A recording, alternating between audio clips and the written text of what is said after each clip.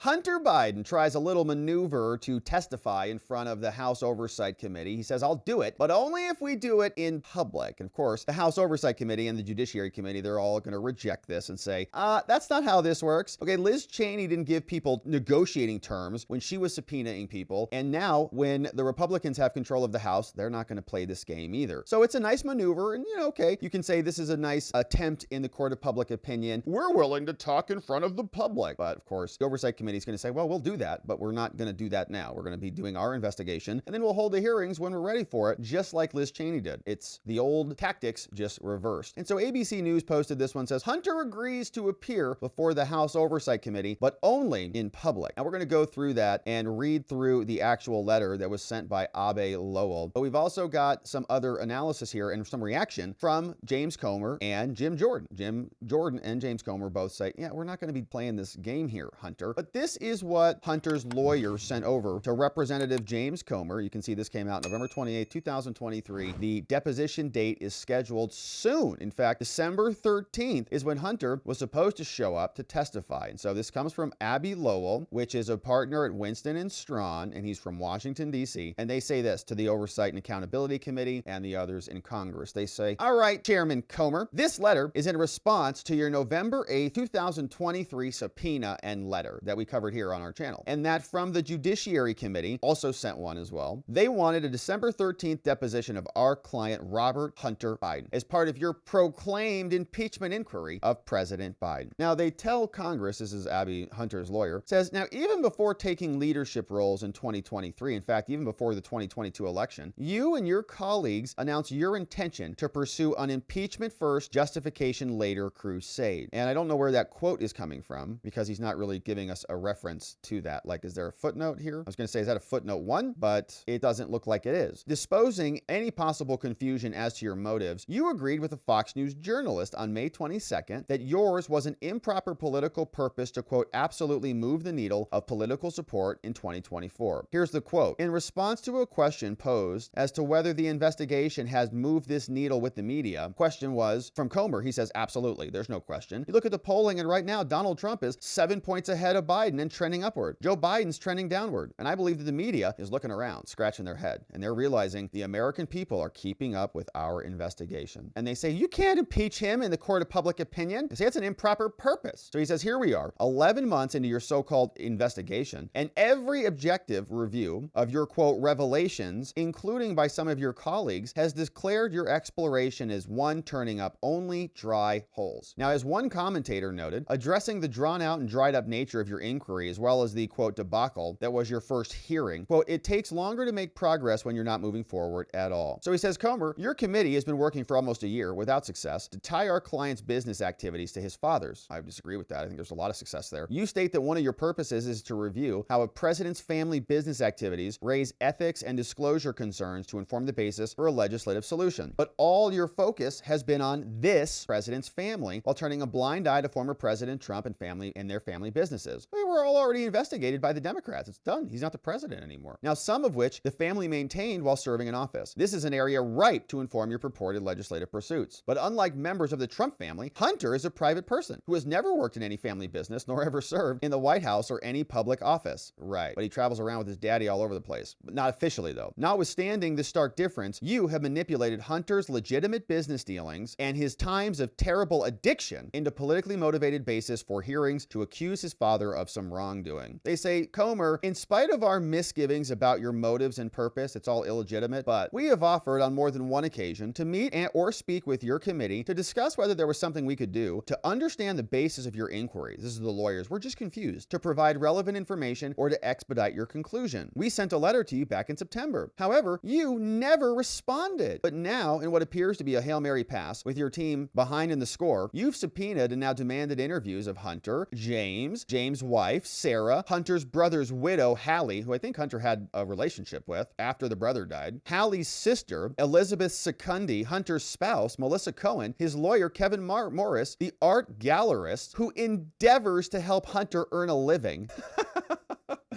don't galleries take a huge percentages of the sale? So every time that Hunter sells a painting to some political grifter, he gets a cut. Yes, I'm sure. An acquaintance who purchased a painting of Hunter, 3 of Hunter's former business partners, 2 campaign donors, an inmate convicted for involvement in a tribal bond scheme that never involved Hunter, and last but certainly not least, a disgruntled, quote, whistleblower called Tony Bobulinski, from whom Hunter disassociated almost as fast as he met him. Your fishing expedition, which to me sounds like a lot of evidence, has become Captain Ahab chasing the great white whale. It is no wonder so many news articles report your own Republican colleagues criticizing your proceedings and commenting that your time would be better spent on critical issues facing the country. Who is he talking about? Yeah, I was looking for it. Ken Buck. There you go. Ken Buck, Mike Rogers, other people. Says it's not a nice package with a bow tie on top of it yet, and others are saying that this is not useful, right? These are some Republicans who are not getting on board. Now, however, with the likelihood that you will not listen to the many trying to end your partisan crusade, we respond specifically to your subpoena for Hunter. Good, we're finally getting there. We have seen you use closed-door sessions to manipulate, even distort the facts, and misinform the public. We therefore propose opening the door. If, as you claim, your efforts are important and involve issues that Americans should know about, which we should, then let the light shine on these proceedings. Indeed, even you stated, quote, Hunter is more than welcome to come in front of the committee. If he wants to clear his good name, if he wants to come and say, you know, these weren't 20 shell companies, they actually did something, he's invited today, we'll drop everything. Mr. Chairman, we're going to take you up on your offer. Accordingly, our client will get right to it by agreeing to answer any pertinent and relevant questions. Okay, so that's like a big force field. That's not pertinent. That's not relevant. You or your colleagues might have, but rather than subscribing to your cloaked one-sided process, he will appear at a public oversight and accountability committee hearing. And to quote your November 8th letter accompanying the subpoena, given your client's willingness to address this investigation publicly, up to this point, we would expect him to be willing to testify before Congress. He is, Mr. Chairman, a public proceeding would prevent selective leaks, manipulated transcripts, doctored exhibits, or one-sided press statements, and your empty investigation has gone on too long, wasting too many better used resources. It should come to an end. Consequently, Mr. Biden will appear at such public hearing on the date you notice, December 13th, or any date in December that we can arrange. From all the individuals you've requested depositions or interviews, all you will learn is that your accusations are baseless. And we know every time they say baseless, it means 100% true. So, however, the American people should see that for themselves. We look forward to working out this schedule. Now, in substance, right, I love the idea of Hunter testifying in front of all of us to see, and I love the idea of Congress getting to ask him questions, and the American people getting to see all of this for the truth of what it is. But that's not what this letter is, okay? This letter is a fake version of that.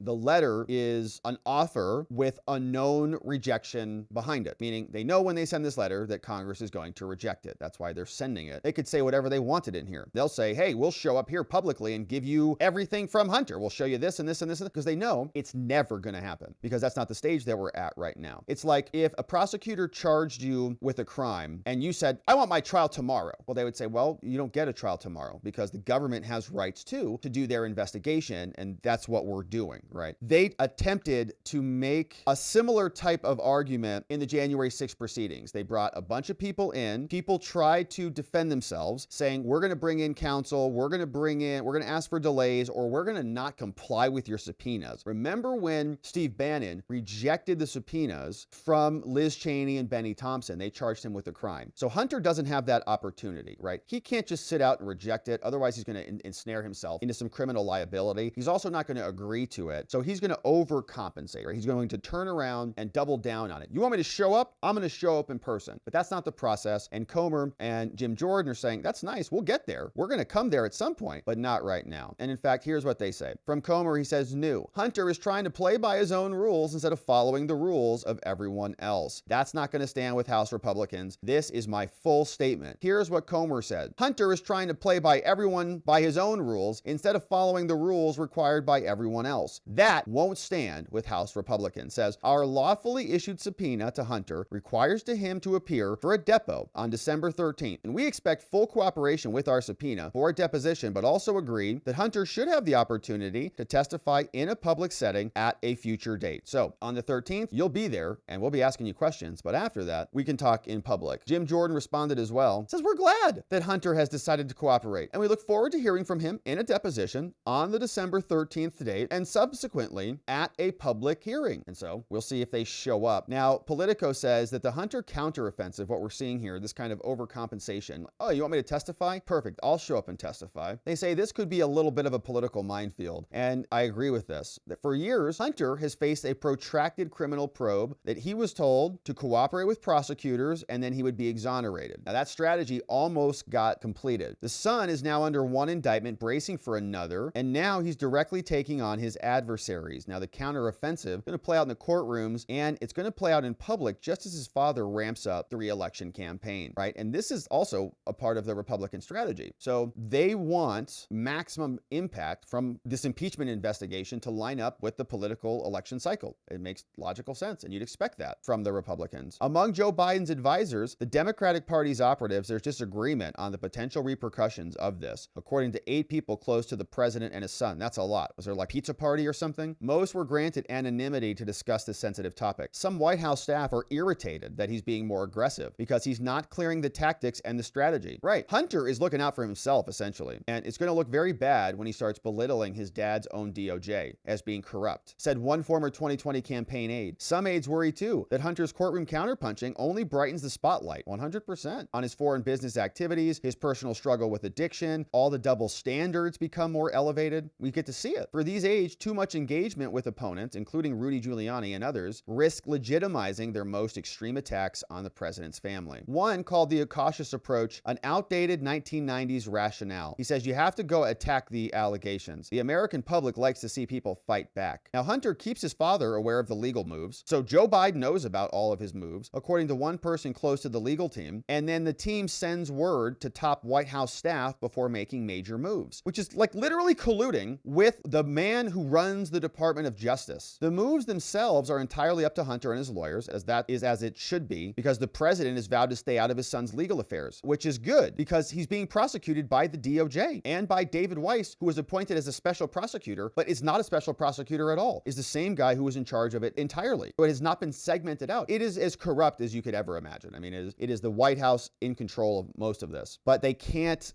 corrupt it the way that they wanted to because they got caught. I mean, the judge caught them with their hand in the cookie jar. Hunter, his lawyers in the White House declined to comment, but among the small cadre of advisors close to the son, the newly aggressive approach was long overdue. They say, yeah, David Weiss charged him in September. Then the whole thing went off the rails. New lawyer, new strategy. Last year, Hunter got Abbe Lowell, an elite and combative defense lawyer. Lowell successfully defended Menendez against corruption charges and even represented Jared Kushner at one point. After Lowell came on board, the legal strategy began to change. He threatened to sue Fox News, Tucker Carlson, John Paul Mac Isaac. There was a failed plea. They tried to squeeze that one through. And then Merrick Garland made the same guy who botched the plea special counsel because it's corrupt. Like, they didn't bring in an outside third party. They brought the same guy in who botched the first thing. A few weeks later, then Weiss got an indictment in Delaware over Hunter. Many Republicans are saying this whole thing's a scam. Chris Clark, who was on the original team, bailed, and they're suing everybody. So there's a delicate relationship. They say the person close to Hunter's legal team described the new courtroom strategy as an aggressive defense. Now, how that strategy interacts with his father is complex. Some of the president's allies argue that the politics surrounding Hunter are already baked in. As long as the president himself is not found to have done something wrong, anything that happens in his son's case is unlikely to cause any more harm to the president. I don't think so. Nobody's going to believe that. Other White House aides and outside Democratic operatives are concerned. That's in part because Hunter himself is not close with many of the staff surrounding his father. He has told his friends they are largely strangers and that he can't expect strangers to defend himself. So Hunter's going a little rogue, probably hopped up on that coke. We got up like everybody else in the morning to watch Good Morning America, and we saw the same things. The political expediency of sacrificing Hunter is this next section. The upshot of Hunter, he's operating independently and consistent with the president's vow to honor the Justice Department's independence. The White House does not comment on Hunter's criminal case because they're controlling it. Hunter's team finds this all troubling about the Republicans looking into him, and it's just wild that this is the strategy. I think there will be some overlap with the political campaign, but the Republicans, I think, are on the right track. Say, no, you don't control how this works. We're Congress. Show up or else. Do what we say or else. It's the same tactic that Liz Cheney and Benny Thompson